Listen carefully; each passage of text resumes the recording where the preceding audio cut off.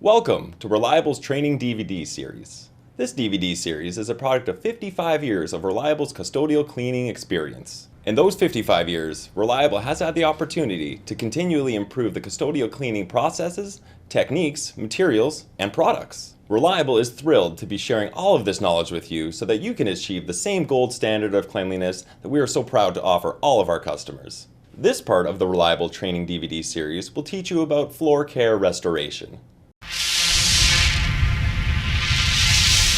Welcome to Reliable's training program. This segment is on floor care restoration. The program should take approximately 15 to 20 minutes. After watching this video, you'll be involved in an activity to test the proficiency of the information that was covered here. Please have a piece of paper and a pen around to make notes during this video. Enjoy!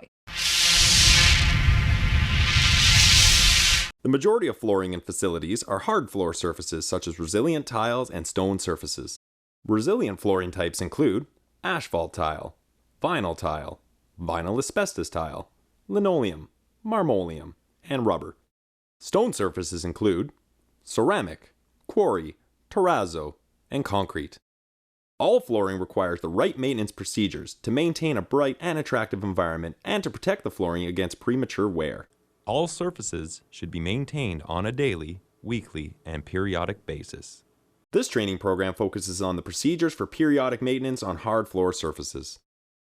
You will be using a variety of products while performing your responsibilities.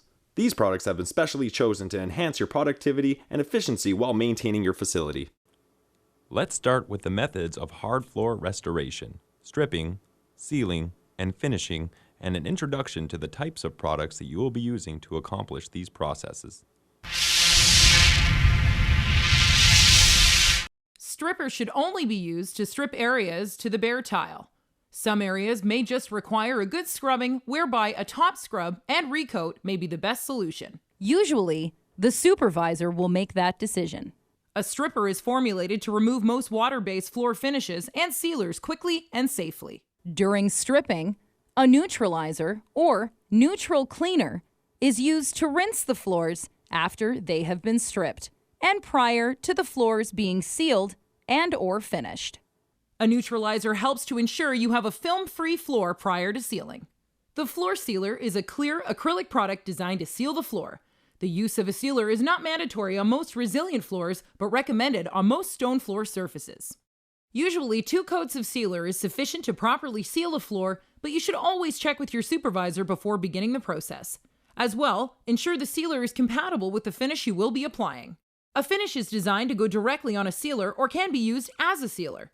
If it is used on top of a sealer, be sure to check with your supervisor to ensure compatibility. Always remember material safety data sheets, or MSDSs, are always available to you and should be reviewed prior to using chemicals.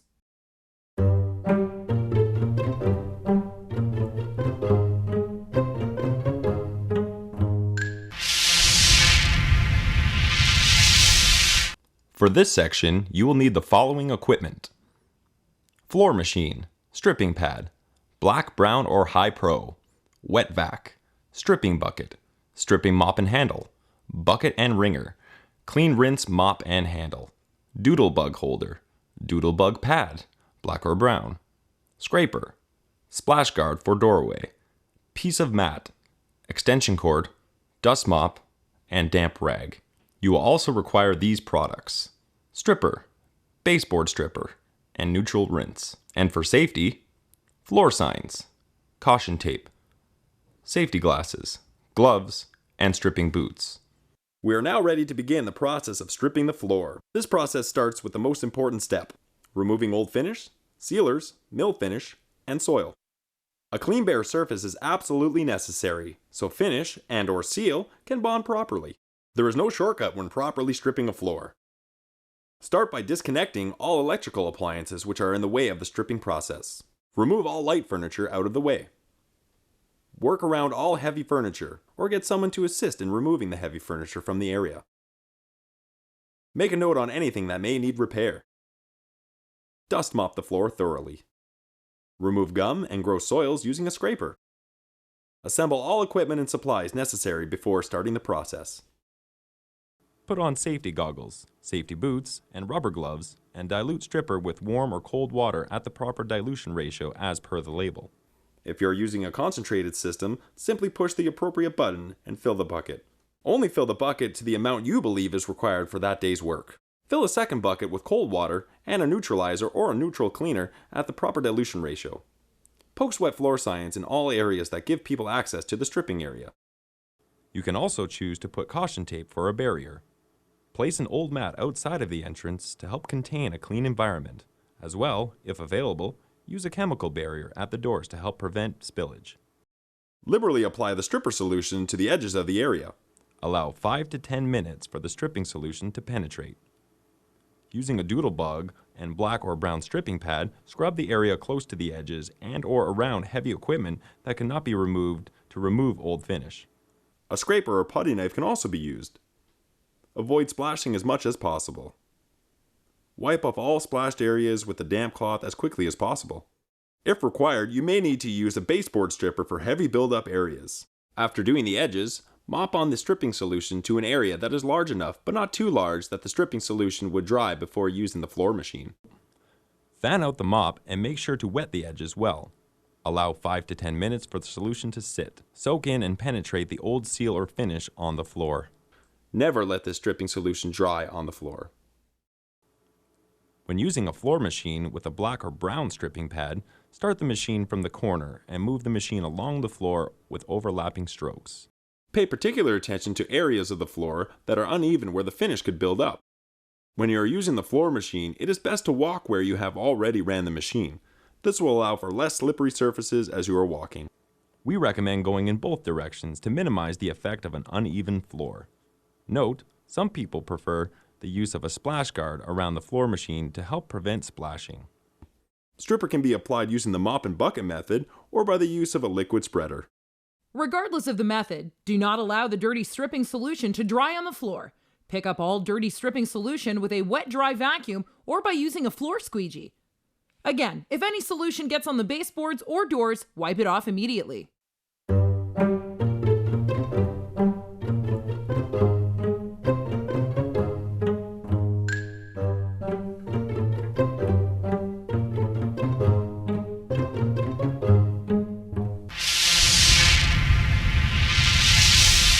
The single most important part of stripping a floor is rinsing.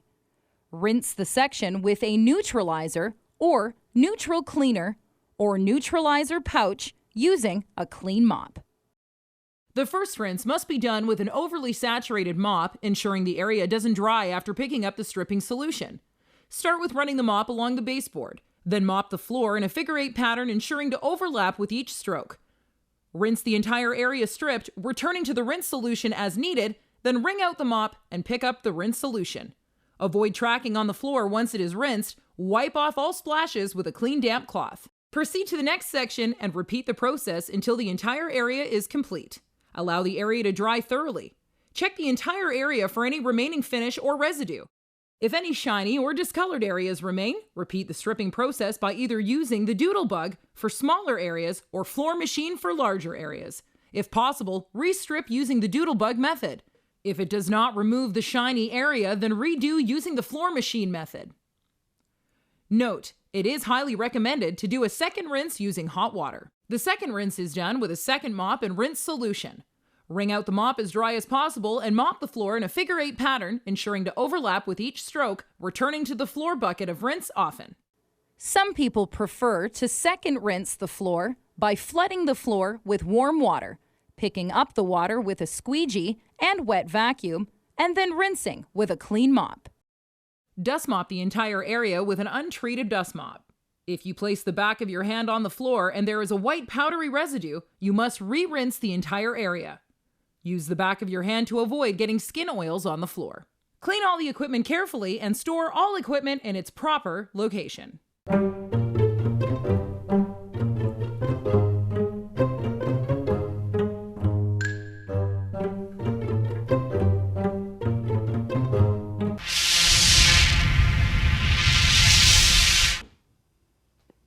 For this section, you will need the following equipment: wax bucket and wringer, garbage bags, clean dust mop, clean wax mop and handle, clean damp rag. You will also require these products: sealer, wax, and for safety, floor signs, caution tape, safety glasses, and gloves. The next step involves sealing and finishing. Whether you apply 2 coats of sealer and 2 coats of finish or 4 coats of finish, the process is the same. Check with your supervisor for the number of coats to apply. It is critical for the entire floor to be dry before starting this process. Depending on method, pre-soak the finish mop in water and dry out as much as possible. In a clean bucket, line the inside bucket with a new plastic liner. Pour enough sealer or finish to cover the mop head. Never pour the sealer or finish directly on the floor. Let the mop become entirely saturated and then wring out slightly. At a minimum, twist and tamp the mop into the wringer. Apply the sealer finish to the edges first. Take care not to splash the baseboards. If you prefer, this can be done with a clean white cloth. Using the figure 8 method, apply sealer or finish in the remaining work area. Flip the mop occasionally to use all wet surfaces of the mop. Proceed in this fashion until the entire work area is completed. Take care not to let the mop get too dry before re-dipping it into the sealer or finish. Do not allow the product to puddle. Allow the first coat to dry thoroughly. Read the label and be aware of any conditions that may influence drying time, especially humidity. Once dry, apply the second coat of sealer or finish to the entire area, keeping 4 to 6 inches from the baseboard. Allow the second coat to dry thoroughly. If using sealer, no more than 2 coats should be applied before applying the floor finish. Apply a maximum of 4 coats in one day to achieve the desired appearance. Remember to allow for the proper dry time between coats. Look at the label directions for recommended dry time. Never use fans to dry floors. This will result in uneven leveling of the finish and can cause what looks like a rippling effect on the floor surface.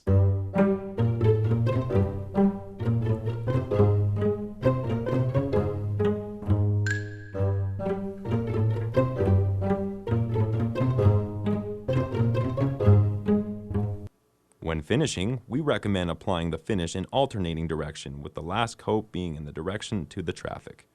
Thoroughly wash the sealer finish mops and store in a clear plastic liner or hang up on separate storage hooks on a rack. Wash the bucket and wringer in hot water and store it in its proper location. Don't let the floor finish sit in a bucket for one day to the next. Dispose of any unused floor finish, as it is special drying agents that cause it to evaporate quickly. This also affects the leveling and drying of the floor finish. An alternative method to finishing is using the backpack system. The backpack system is very efficient and allows for waxing large areas in much less time.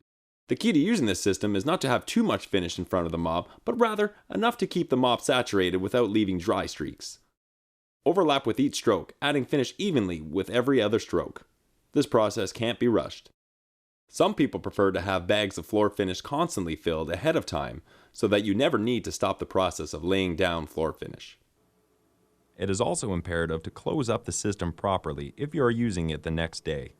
If you are not using it the next day, it is imperative that you flush the system with hot water to remove all finish in the lines of the system. As well, be sure to remove the flat wax mop system and rinse out and wash accordingly. Hang to dry. Another alternative method is the flat mop system, which is a combination of the above 2 methods. Instead of using a wet mop, you can use a flat mop and a watering bucket system. Pour the finish into the bucket and pour the finish along one edge of the floor you are finishing, staying at least 12 inches from any wall. Begin finishing the floor by mopping from side to side. At one side, you are always picking up finish from the watering bucket and spreading it without lifting the mop from the floor. Ensure the flat mop does not become too dry before re-wetting the mop. After the floor finish has properly dried and cured for 24 hours, replace the furniture back to its original locations. It is critical that the floor finish is allowed to properly dry and cure, as the furniture will stick to and damage the floor if it is not properly cured. Be careful to pick up the furniture and not drag it. You won't want to scratch or damage the newly finished floor. Remember, do not apply more than 100% solids of floor finish on the floor within a 24-hour period. The solids content of the floor finish can be found on your technical data sheet or from your supplier.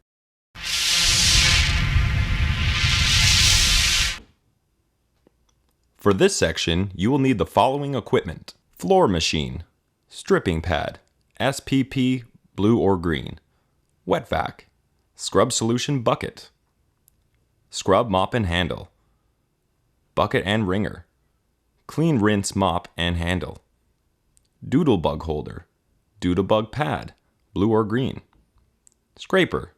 Splash guard for doorway. Piece of mat. Extension cord. Dust mop and damp rag. You will also require these products. Top scrub.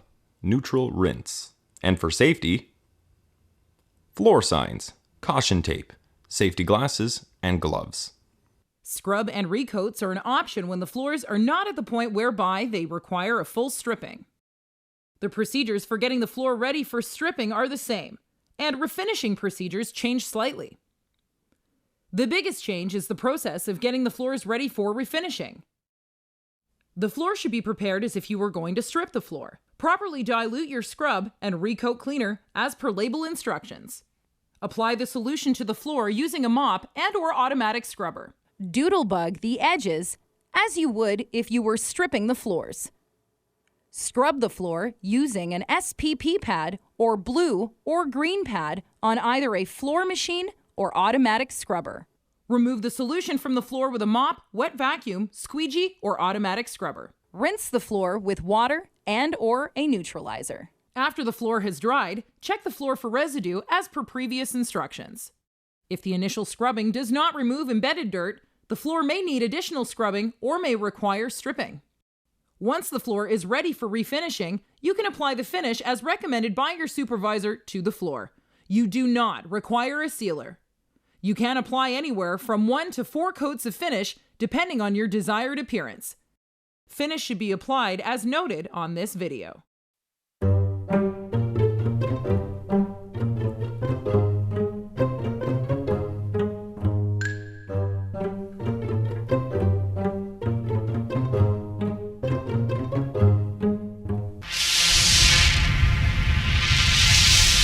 Taking care to perform hard floor care restoration, stripping, sealing, and finishing steps properly is important. Practicing daily and routine floor care methods is essential to protecting the condition and life of the floor finish. Separate programs for daily floor maintenance are being considered. Remember, the process of refinishing hard floor surfaces is important, not only to the overall cleanliness and life of the floors, but to everyone who depends on their appearance. Students, faculty, and public. They depend on you to keep the floors looking the best they can be. Thank you for taking the time to watch this training DVD. Take care.